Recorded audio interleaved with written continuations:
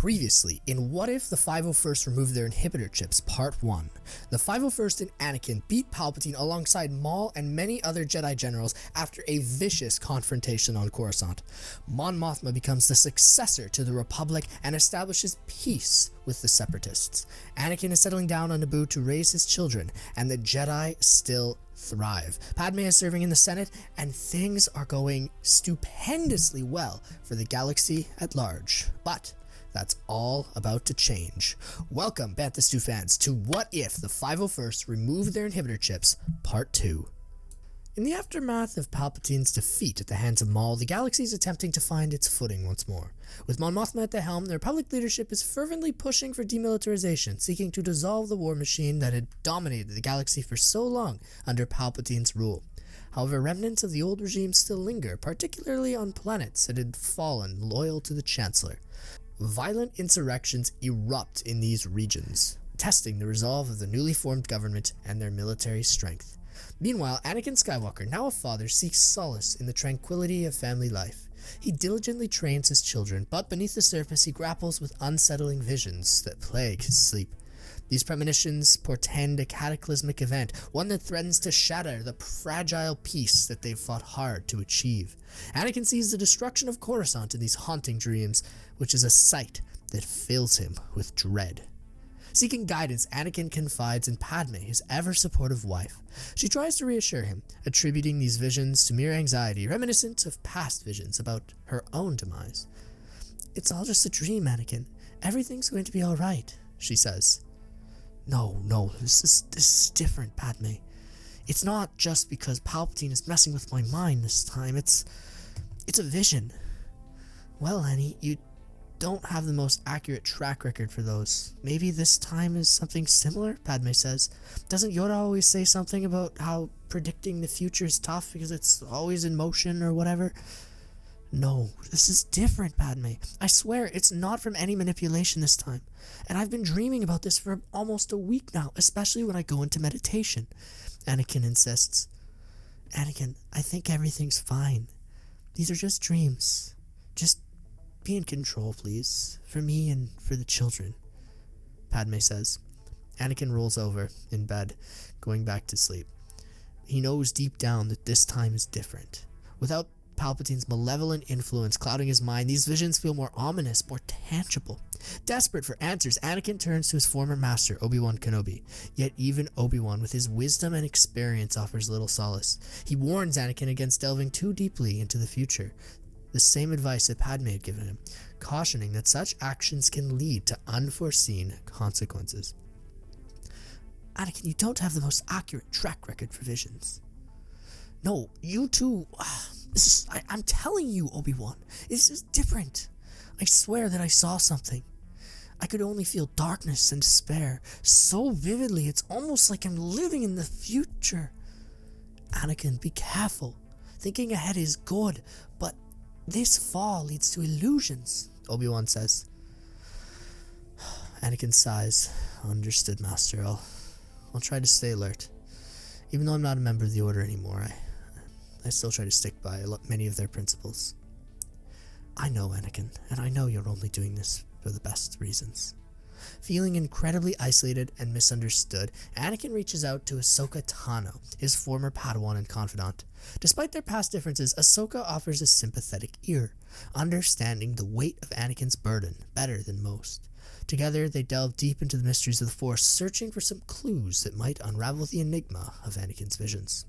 Anakin, are you sure about this? You know, I've heard that Anakin interrupts his Padawan. Yeah, you've heard that I don't have the most accurate track record of visions? Yeah, I've heard that one a few times the past couple of days. But I swear that this time is different. Listen to me, please, Snips. I need you right now. Ahsoka nods. Okay, Anakin. What do you see? It all feels so real, Ahsoka. I just can't shake the feeling that whatever I saw in that vision is a threat that we can't ignore. I refuse to let those monsters, whatever they were, dictate our future. Ahsoka nods. Well, if that's true, Anakin, then we are in big trouble. She pauses for a moment, putting her hand to her lip, contemplating something.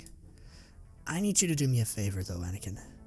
Tonight, if you have those dreams again, I need you to give me all of the details of your visions, where you are, who these guys are, and what exactly you see, she says.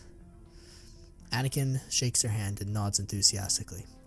All right, Snips, I'll try my best. Thank you, Ahsoka. Ahsoka turns, going towards some of the Theed sleeping chambers to go to bed. That very night, the nightmare re-emerged, clear as day in Anakin's mind. Coruscant descends into a fiery pit, a shadow cast by an orcish battleship that covers the entirety of the surface below, blasting bolts of plasma beams and bombs down onto civilians. Chaos reigns. The Senate and the Jedi Temple are destroyed, and in front of the temple lies pillars and piles of Jedi bodies, including younglings. Anakin walks down the halls for a moment and sees a monstrous figure towering over him. He reaches for his lightsaber, but just as he's about to reach it, the monster grabs him by the neck, raises him above in the air. He steps into the light, and Anakin takes a good look at the devilish beast gripping him. Scars scattered over his body, his face disfigured, with fangs protruding from his torn lips. With his blackened eyes, he stares down deep into Anakin's soul. "Long live the Yuuzhan Vong," the soldier says. Anakin abruptly wakes from his sleep.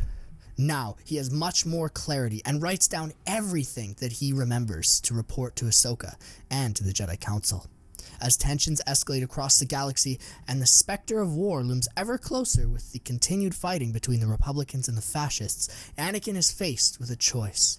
Heed the warnings of those around him and suppress his visions, or heed the call of destiny and confront whatever this threat is head on. With the fate of the galaxy hanging in the balance, Anakin's decision would shape the course of history.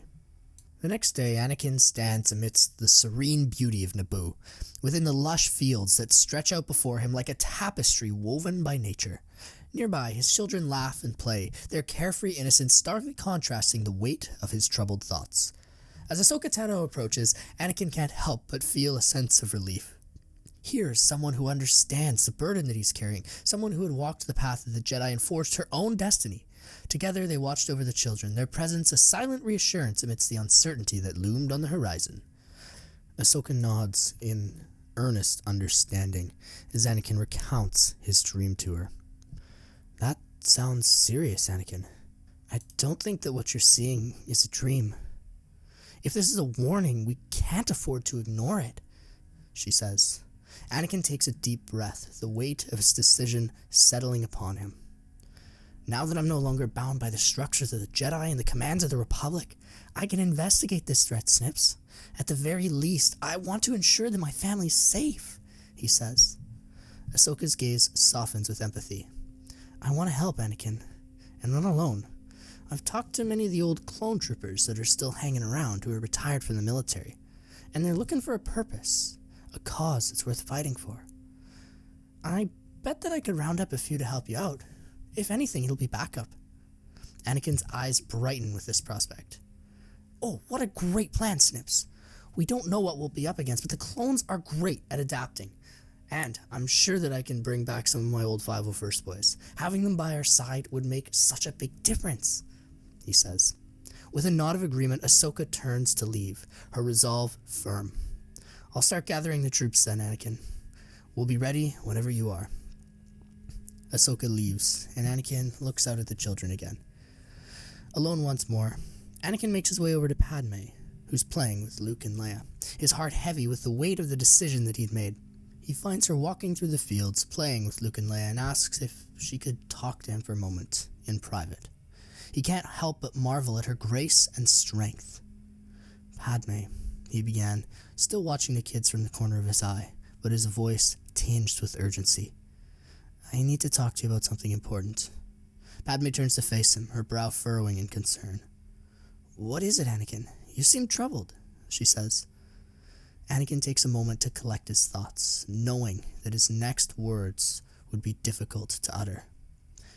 "I've had visions, Padme. Visions of a threat so grave, so unimaginable that I can't ignore them any longer. I need to investigate this. I want to make sure that our family's safe," he says. Padme's eyes widened in understanding, and her hand reaches out to grasp his own in a silent gesture of solidarity. Anakin, she says, looking deep into his eyes, I trust you. Whatever you decide, I'll be with you. We'll face this together. With Padme's unwavering support bolstering his resolve, Anakin knows that he can't afford to hesitate any longer. The time had come to confront the shadows that lurked in the darkness, to forge a new path guided by his own convictions and the bonds of family and friendship. With Ahsoka and the clone troopers at his side, he has a sense in the Force that he stood a chance against whatever challenges lay ahead. As the sun dips below the horizon, casting a warm glow over the tranquil landscape of Naboo, Anakin stands before Padme, his heart heavy with the weight of his decision. It was time for him to embark on his journey. Padme, he begins, his voice tinged with determination. I have to leave. I can't ignore these visions any longer. Padme's eyes widen with surprise. They've plagued me for too long now, and I just can't sit by and wait, Anakin says. Padme's eyes widen in surprise, her initial objection caught in her throat as she processes Anakin's words. Anakin, I know what I said earlier, but you can't just up and leave. What about the children? What about us? I'm worried. Anakin reaches out to grasp her hand, softening with affection. I know it's not easy, Padme, but I have to do this. For our family, for the galaxy. You're always the strongest person that I know, and I believe in you. You can continue to raise the children here on Naboo while I'm gone, he says. Padme's expression softens, her resolve wavering in the face of Anakin's unwavering determination. Be careful, Anakin, she whispers, her voice laced with concern. Anakin pulls her into a tender embrace, his lips meeting hers in a lingering kiss filled with unspoken promises. I will, Padme. I promise, he whispers in her ear. With a heavy heart, Anakin releases her and turns to bid farewell to his children, their innocent faces etched into his memory as he hugs them tightly. Be good for your mother, my little ones, he murmurs, his voice thick with emotion, but a smile on his face. As he makes his way to the sleek Nubian yacht waiting for him, which was a gift from Padme's family, Anakin can't help but feel a sense of anticipation mingled with apprehension lurking in his soul.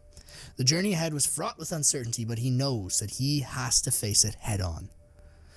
Anakin makes a journey to Teth, where he agreed to meet Ahsoka and the clones.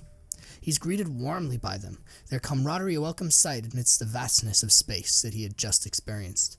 Among them stands Rex, his steadfast loyalty as unwavering as ever. Rex? Anakin greets him with a nod of acknowledgement, a smile tugging at the corners of his lips. It's good to see you, my old friend. Rex returns the gesture, his expression mirroring Anakin's. Likewise, General. We're ready for whatever comes our way. He pops a salute, and Anakin returns the gesture, smiling. Anakin surveys the rest of the group assembled before him, which has a diverse assortment of clones from various units, each eager for adventure and promise of a new challenge. Among them stands familiar faces, Cody, the Bad Batch, and Delta Squad, along with Hauser, Wolf, and Gree, each one a testament to the bonds forged during the crucible of war.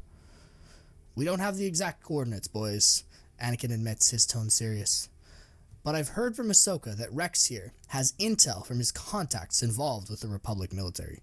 There's been some commotion on a planet near Vector Prime, which many of you may know as the one known path into our galaxy. Rex nods in confirmation, his expression grave. We'll be ready, General. Whatever lies ahead, we'll face it together. With a final glance back at the familiar skyline of Naboo, Anakin steels himself for the journey ahead. The path before him is fraught with danger and uncertainty, but he knows that with Ahsoka and the clones by his side, they were going to prevail for whatever awaited them. As the engines of the Nubian yacht roar to life, carrying them into the depths of space, Anakin can't help but feel a glimmer of hope and excitement, just like during the Clone Wars, boiling up in his soul. A new battle was coming, and surely this was where the fun would begin. The Nubian yacht soars through space, and its sleek hull pierces the darkness, and Anakin and his crew journey towards the mysterious planet close to Vector Prime. As they approach their destination, anticipation mingles with apprehension, and a sense of foreboding hangs heavy in the air. Suddenly, without warning, when the ship comes out of hyperspace near the planet, the ship is rocked by strange projectiles that are revealed to be magma cannons that have been unleashed by an unseen assailant. Anakin's piloting instincts kick in, and his skilled maneuvers of the yacht save them from certain destruction as they narrowly avoid the onslaught. With their ship damaged but still operational, Anakin makes the decision to land on the planet's surface, determined to uncover the source of this mysterious attack. As they set foot on the alien terrain, Anakin's senses are assailed by a strange sensation, a void in the Force unlike anything he'd ever encountered before. It's chilling. Beside him, Ahsoka Tano shared with this confusion with him, her expression mirroring her own uncertainty. Together, they venture further into the unknown, diving deeper towards the planet, landing the ship. Their determination pushes them forward, even in the face of this danger, just like their pairing together in the Clone Wars. It wasn't long before they encountered the source of this disturbance after landing and embarking on the journey across the planet. A fearsome alien race known as the Yuuzhan Vong. Their savage demeanor, matched only by their ferocious hostility towards outsiders, meets them on the surface. Before they can react, the Vong jump out of the trees, and Anakin and Ahsoka find themselves under attack once more, their force powers rendered useless against the Vong's relentless onslaught. The two remain confused, absolutely no idea why they cannot use the Force to kill these Vong. Amidst the chaos, a towering figure emerges from the fray. Savong La, Battlemaster of the Vong. His presence looms over them like a specter of death, his every movement calculated with precise effort and overpowering of the Jedi with his sheer strength and will. Anakin grits his teeth in frustration, his lightsaber flashing to life as he seeks to defend himself and his apprentice against their formidable foe. But this is futile. Law's mastery of whatever combat he was using is unmatched, and his blows rain down upon them with deadly precision. In a desperate bid to escape, Anakin signals to his clone troopers, their steadfast loyalty the only hope that they had left. With their assistance, Anakin manages to break free from Law's grasp, but not without sacrifice. As they're running away, as they're getting back to the ship, Cody, one of his most trusted allies, and one of the most trusted allies of General Kenobi, Anakin's former master, falls, telling Rex and the 501st to get away with as many clones as they can. "Cody, come on, we need you," Rex says, looking at his brother as he's falling to the Vong. Cody shakes his head. "Good soldiers follow orders, and General Skywalker wants you to survive. Go, I'll hold him off," Cody says, saluting his brother. Rex leaves, nodding to Cody, knowing that he's going to die a soldier's death. They run away, regrouping with the wreckage of their shuttle, and Cody dies, sacrificing himself, allowing the others to escape. As they regroup together, Anakin's heart is weighed heavy by grief and determination. While Cody had died, Anakin had also witnessed Ahsoka being captured by Savong La, and her fate was now hanging in the balance. While Anakin had managed to escape, Ahsoka had been pulled away by many other Vong, while Sava was laughing, incredibly proud of his capture of this warrior. Anakin was determined to get his apprentice back, and he knew that Law would not survive their next encounter. Anakin is enraged, and he's determined to rescue Ahsoka at any cost. He vows to track down Law and confront him once more, his resolve unshakable even in the face of overwhelming odds. With the surviving members of his crew at his side, Anakin sets out on a perilous journey into the heart of enemy territory, his every step an absolute commitment to justice and the preservation of life. As they venture deeper into the heart of the Vong's domain in the unknown regions, Anakin can't shake the feeling of dread that's gnawing at his soul. The void in the Force grows even stronger as they encounter more Vong, its ominous presence a harbinger of the trials that would lay ahead. But for Anakin Skywalker, there's no turning back. With Ahsoka's life hanging in the balance, he would stop at nothing to confront the forces of darkness that threaten to consume the entire galaxy, and his determination to rescue his apprentice was burning brighter than ever before. However, Anakin realizes as he journeys deeper that perhaps he may need some allies along the way.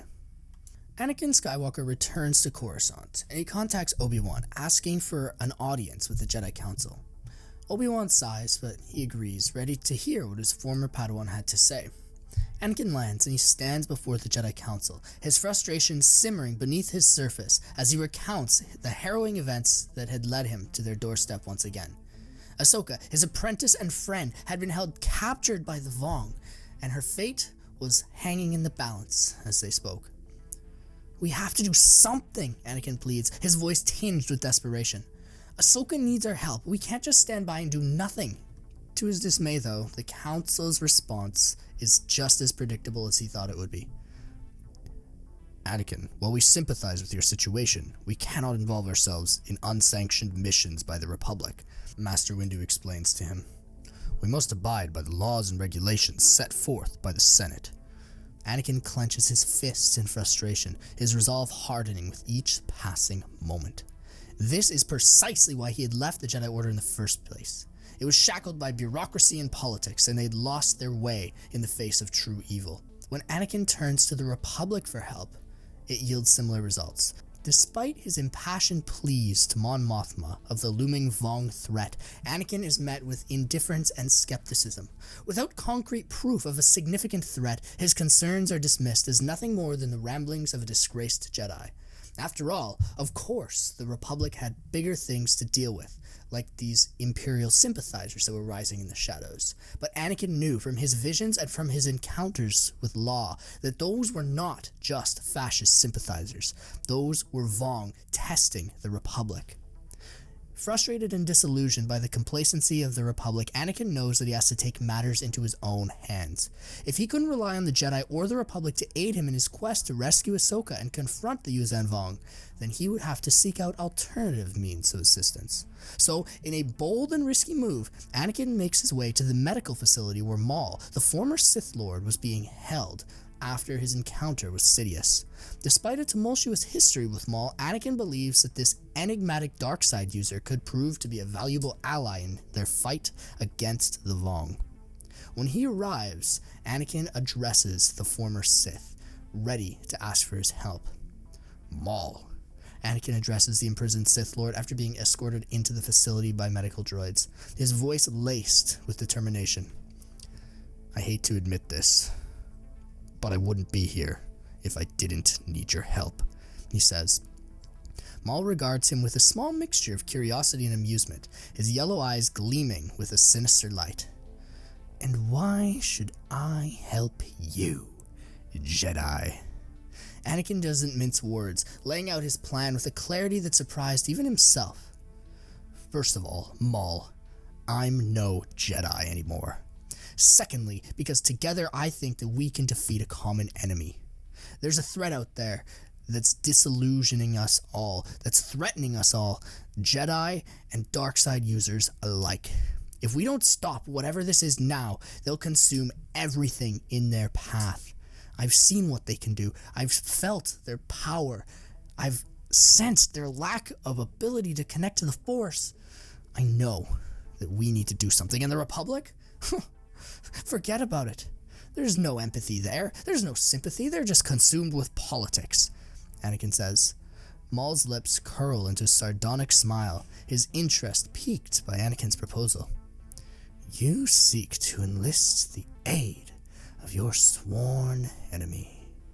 How unconventional of you, Skywalker," he says. Anakin meets Maul's gaze head-on, his resolve unwavering. "Desperate times call for desperate measures. Will you help me, Maul? Or are you going to rot away in this cell while the galaxy burns, and I do this myself?" After a tense moment of silence, Maul nods in agreement, his decision made. "Very well, Skywalker. I will aid you in your quest, but make no mistake, our alliance is one of convenience, nothing more," he says. With Maul at his side as they break through the medical facility and escape Coruscant, Anakin knows that their journey ahead would be fraught with danger and uncertainty, but he's willing to do whatever it takes to rescue Ahsoka and confront the Vong, even if it means forging an alliance with one of his darkest adversaries. As they set out with their unlikely alliance, Anakin can't help but wonder if he's making a grave mistake. But with Ahsoka's life on the line, he has no choice but to press forward, hoping against all hope that their ragtag coalition would be enough to tip the scales in their favor. As Anakin traverses the galaxy with Maul, their ranks begin to swell with each passing day. Systems in the Outer Rim who are plagued by the attacks of the Vong, along with these rising quote-unquote fascist attacks, and feel like they're going to be enslaved, submit to Anakin earnestly, eagerly joining his cause, their desperation driving them to seek refuge in the Jedi-turned-warrior's vision for a unified front against the common enemy. New clones, military groups, and various political factions rallied to Anakin's banner, drawn by his charisma and unwavering determination to confront the Vong head-on. Even old separatist cells, disillusioned by the Republic's continued ineffectiveness, cast aside their past grievances with Anakin to stand shoulder to shoulder with him. In a twist of fate, Anakin finds himself assuming the role of a military commander, his authority unquestioned as he marshals his forces for the coming conflict. With each victory against the Vong, the vision of a galaxy united in the face of adversity grows closer to realization in Anakin's eyes. His confidence becomes borderline obsession after his vision. Battles erupt across the galaxy as Anakin and his clone army clash with the relentless onslaught of Vong. Yet, amidst the chaos and carnage, Anakin remains a steadfast beacon of calm, his unwavering resolve inspiring those around him to stand firm in the face of overwhelming odds. In a bold move to rally the support of the galaxy, Anakin delivers a stirring speech on the HoloNet, his words resonating with all who listened, even within the Republic. "We stand on the precipice of a new era," he proclaims, his voice echoing across the stars. "United, we are strong. Together, we will vanquish the darkness that threatens to consume us all. The Vong!" Cheers erupt as he gives this speech in front of many men. But even as Anakin's coalition gains momentum, the Republic remains stubbornly resistant to intervening in the conflict. Padme, frustrated and disillusioned by her husband's actions, feels as though he had abandoned her for a mere dream, a vision perhaps, that wasn't a real threat. She feels that their once unbreakable bond was strained to a breaking point. Meanwhile, Admiral Tarkin, a shrewd and cunning strategist who had survived persecution for his support of Palpatine during the previous conflict, sees an opportunity to seize power in the Republic again. Behind Mon Mothma's back, he gathers the remaining military leadership, his silver tongue convincing them that the only solution to the Vong threat was decisive action, an action that he had the means to deliver. With Tarkin's machinations in motion, the stage is set for a showdown of epic proportions. Anakin, emboldened by his newfound allies and driven by his unyielding determination to protect those he loved, prepares to face the Vong head-on, even as the Republic teeters on the brink of collapse. As the galaxy plunges deeper into the throngs of war, the lines between friend and foe are blurred, and the fate of the galaxy hangs in the balance. For Anakin Skywalker, the path ahead is fraught with peril and uncertainty, but he would stop at nothing to ensure that his vision of a united galaxy prevails, even if it means facing one of their greatest challenges yet. Finally, as the Vong become more arrogant, they decide to launch an attack on Naboo in the core. Savong Law sees Anakin's wife there, and he believes that crippling her world will also cripple him. The Vong had done his research in this regard, learning from previous mistakes in which he had underestimated his opponents and lost. The lush world trembles beneath an onslaught of a relentless assault from the Yuuzhan Vong. Again, arrogant master Savong Law leads the forces, and they seek to send a message to the Republic while simultaneously seeking control of the planet's valuable plasma resources. This was also intended to get inside Skywalker's head. In the midst of the chaos, Padme Amidala, recognizing Anakin Skywalker as her last hope for salvation, even though she disagrees with his actions, urgently reaches out to him, and immediately he responds because she's his wife. With the fate of Naboo hanging in the balance, Anakin and Maul immediately mobilize their forces, preparing to confront the Vong head-on. As the Vong close in on Naboo's defenses, the skies erupt with the arrival of Anakin's fleet. Just as the Gungans are about to be destroyed by the Vong warriors, Anakin and Maul arrive. Their presence is a beacon of hope amidst the darkness of battle that had engulfed the planet. Leading from the front, Anakin soars through the air, his mastery of the Force useless against the Vong, but his skill with a lightsaber and a starship unmatched. Meanwhile, Maul leads the forces on the ground with his unorthodox tactics and unpredictable nature. His presence on the battlefield strikes fear into the hearts of the Vong, who had heard legends of him from distant systems and who had seen him in action. Savong Law had studied his tactics and his battle strategy, but couldn't for the life of him figure out Maul. They find themselves facing a foe that's unpredictable and relentless, just like they were. But just as the tide of battle seems to turn in favor of the Vong, as they completely annihilate some of Anakin's forces along with the remaining Naboo on the ground, a new player enters the fray. A massive Republic fleet emerges again in the sky, which is led by Admiral Tarkin. Despite the Republic's demilitarization, Tarkin had leveraged the remaining clones, still under the influence of inhibitor chips, to muster a formidable force to confront the Vong threat. And because the inhibitor chips were still active, he had been able to rally them and control them under his grip. With the clones under his command, Tarkin's fleet unleashes a devastating barrage upon the Vong, turning the tide of battle in favor of Anakin and the Republic. The skies above Naboo become a chaotic background as starfighters clash and capital ships exchange volleys of deadly firepower, the Vong's strange magma melting through some of the Venator's hard exteriors. Amidst the chaos, Anakin and Maul fight with ferocity that's born in desperation, and they have a determination to protect Naboo and defeat the Yuuzhan Vong in an unwavering fashion.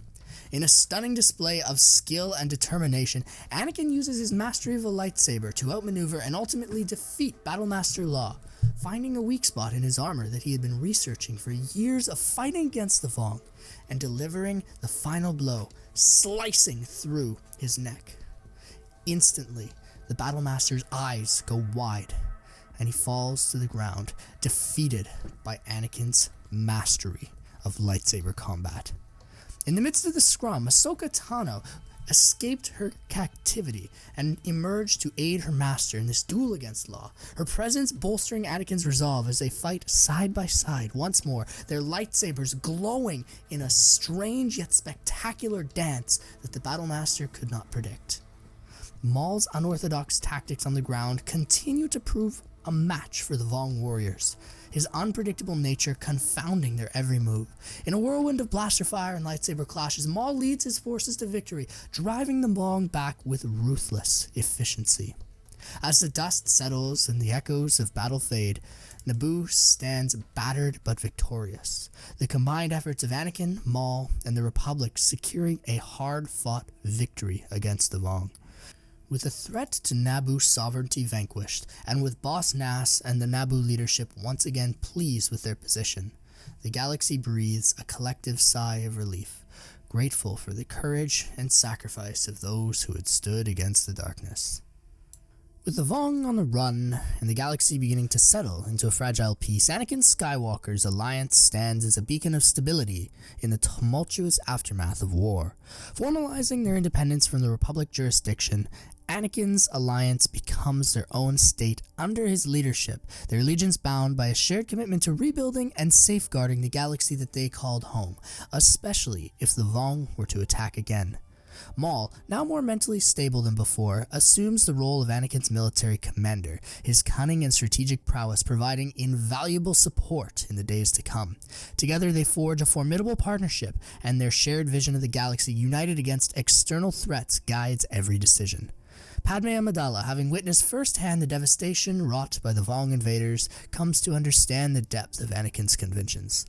With a newfound appreciation for her husband's unwavering determination, she apologizes for her previous doubts and pledges herself to the reconstruction of Naboo.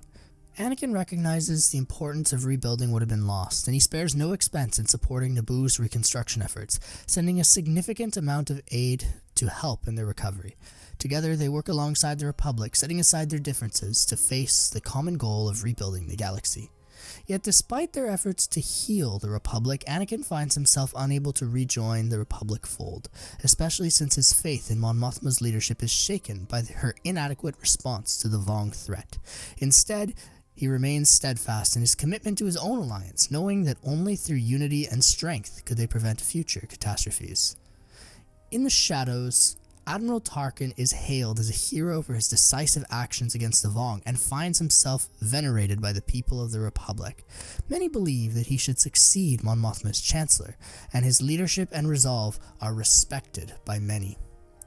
Tarkin smiles, hoping that he can gain some more support and rule the Republic.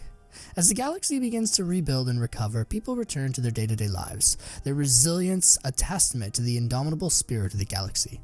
And as the Vong retreat back into the unknown regions, paralyzed by the tenacity of Skywalker's military, a fragile peace settles over the stars once more, reminding all who dared challenge the strength and determination of those who called it home. Tarkin, however, still faces retributions for his actions in the government. After all, he had gone after someone who was an elected official and gone directly against her orders. Mon Mothma makes sure that he faces consequences, and he's court-martialed. However, because of the threat of the Vong, Tarkin is let off easily, and his reputation is simply ignited in ferocity. People know Tarkin, they know his name, and now many more people support him as he makes a continued imprint on the rest of the galaxy. Things are going smoothly, but as always, there's the possibility that the peace could erupt into turmoil once again. Hey there folks, now's the period where we transition into the Ask Me Anything segment of our videos. This is when I take questions from the Discord server and answer them at the end of all of our What If stories for our fanatical viewers. Today I have a question from Chase, who asks, if I was reborn in the Sky River Galaxy, what planet would I want to live on? So I had to look up what the Sky River Galaxy was, quite honestly, and I did, and I found out that it was the Star Wars Galaxy. So I was thinking to myself, what planet would I want to be born on? And then the answer was simple: Naboo. I love that planet. It's serene, it's peaceful, the nature is beautiful, the city is not too abrasive personally. I like cities, but I like them a little bit distanced from me. I grew up in the city, and it's nice. I grew up in a nice city, I like to say that it had a little bit of a small town culture where I grew up. Everyone knew each other, everyone grew up together, everybody had kids and stuck around. I'm one of the few people who left in order to pursue a different career and schooling outside of the province. But I like to be a little bit distant from the city as well. I kind of always imagine myself on a nice countryside, little acreage when I get older and when I settle down. So Naboo would be perfect for that. Theed is beautiful, and so is the countryside out there. Get a nice little cottage on the lake, play with some of the animals, raise kids there. It would be spectacular. Plus, my favorite alien species is there, the Gungans. I love the Gungans, and I would love to get to know them a little bit, provided they were okay with outsiders. Meeting Jar Jar Binks and Boss Nass would be a dream come true. In fact, I dare say that it would be Nass-tacular. I love Boss Nass. Anyway, thank you all for watching. I would love to hear what you would want to be your home planet in the Star Wars universe. Comment it down below, and I'll take a look and read through, because I think it would be an interesting thing to see from you guys. It tells a lot about a person. So, what planet would you like to be from if you were born into the Star Wars galaxy? I hope that you also enjoyed this story. If you have any questions or comments, please put them in the comment section below as well. I'd love to hear what you have to say, and if you think there should be a part 3, please let me know. What do you think would happen in part 3 if you do? Thanks again for watching this video. If you liked it and you're a fan of our content, I would highly recommend that you check out our Discord server, which has a growing community of fans every single day. If you do, your question also might be answered in a future video, along with the possibility of your what if scenario suggestion being put in one of them as well. So, I would recommend that you join if you like our content. I hope that each and every one of you has an absolutely bantatacular rest of your day. And, as always, I hope that you've had your daily delicious dose of Bantha Stew.